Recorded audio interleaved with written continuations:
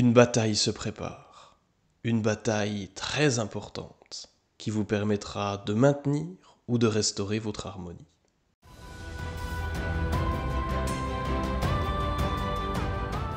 Je suis Lucas, astrologue et chercheur, et aujourd'hui nous allons décoder le transit de Mars dans le signe de la Balance.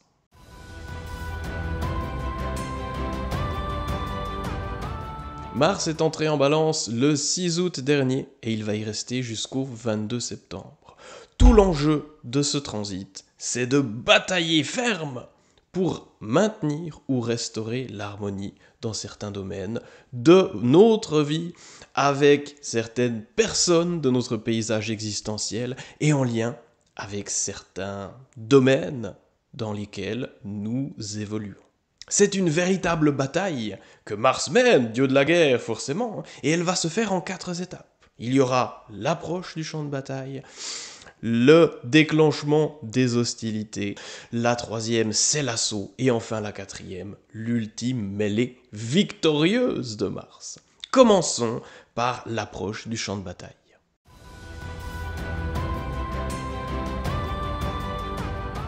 Dans le thème qui est affiché, vous pouvez voir les différents aspects qui vont être produits par Mars dans la première phase de ce transit. Des aspects qui ont été mis en route les 8, 9 et 10 août. Nous allons les détailler ici. Ce sont des liens avec Uranus, Mars, Neptune et Pluton. Le lien Mars-Uranus symbolise l'arrivée en vue du champ de bataille. C'est basé sur les idées que l'on a pu développer par rapport aux activités qui nous ont occupés dans le mois et demi qui précède l'entrée de Mars en Balance. C'est lors de son passage en Vierge. Tout ce qui nous a occupés aboutit finalement à une idée de ce que l'on peut faire de nouveau, de différent. Et ça, c'est l'énergie d'Uranus. Il apporte cette envie de faire les choses d'une façon différente. C'était un peu ambigu dans le mois et demi qui a précédé. C'est maintenant très harmonieux avec la possibilité d'agir efficacement. Et donc le plan de bataille est mis en place. Quelle est cette idée de renouveau dans certains domaines de votre vie qui est présente? C'est sur cela que vous allez pouvoir travailler.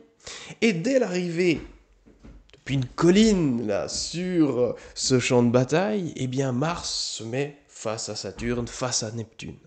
C'est donc là, vers les 8 et 9 août, que l'on peut se rendre compte des obstacles que l'on va devoir dépasser, que l'on va rencontrer sur notre chemin, ainsi que des pièges qui nous sont tendus. Neptune les représente. Il y a donc ici la possibilité de prendre note de tout cela, par rapport à ce qui est intervenu dans votre vie, par rapport à ce qui vous a bloqué, par rapport à ce que vous avez espéré, mais qui finalement n'a pas été manifeste. Sur cette base-là, le lien entre Mars et Pluton, une harmonie, là également, permet de poser un plan, de mettre en place une stratégie. Il est très actif le 10 août, cet aspect. Mais symboliquement, à tout moment du transit, vous pouvez exploiter cette logique-là. Poser un plan de bataille stratégique par rapport aux aspirations et par rapport aux difficultés et incertitudes rencontrées. Ce qui vous mène à la 2e étape de ce transit, l'alliance.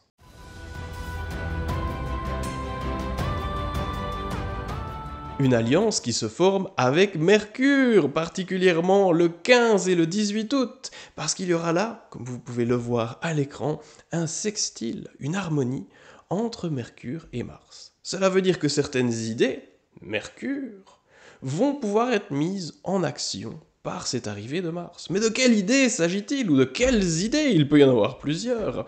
Eh bien, c'est les idées que l'on a découvertes, que l'on a explorées sur nous-mêmes dans les 3 semaines qui précèdent le 11 août. En effet, Mercure était alors rétrograde, dans le signe du Lion, bien entendu, et l'idée ici, c'est d'aller creuser en soi, se voir différemment, porter une perspective nouvelle ou un regard différent sur qui l'on est. Ça amène toutes sortes d'idées nouvelles, et nous allons pouvoir les mettre en œuvre concrètement pour restaurer l'harmonie dans certains domaines de vie. Là, particulièrement vers les 15 et 18 août. C'est le moment de cette alliance où les idées trouve une voie d'expression réelle, concrète, et on peut commencer à avancer. Cela nous mène ensuite à l'assaut.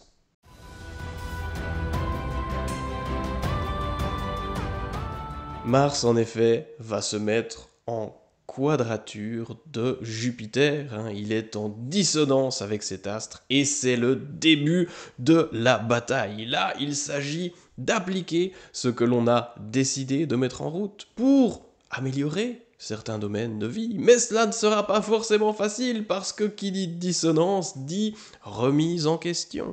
Et donc ce que l'on va lancer avec Mars en balance va se heurter à ce Jupiter en cancer et il y aura finalement à éliminer à force d'essais divers et variés tout ce qui ne fonctionne pas dans ce projet, dans ce plan, dans la relation, etc., selon où vous en êtes, de façon à pouvoir implémenter les leçons que l'on apprend en Jupiter. C'est ce que l'on peut apprendre sur nos émotions, sur nos appartenances, sur notre rapport à notre environnement ici, puisqu'il est dans le signe du cancer. Et donc en éliminant les approches non fonctionnelles, on apprend de plus en plus sur ces bases-là, et on peut au final avancer efficacement vers l'issue certaine de ce transit qui va intervenir à partir du mois de septembre. Il a donc à batailler ici entre le 5 septembre, moment de l'activation de cette énergie, jusqu'à la mi-septembre où la dernière mêlée va intervenir.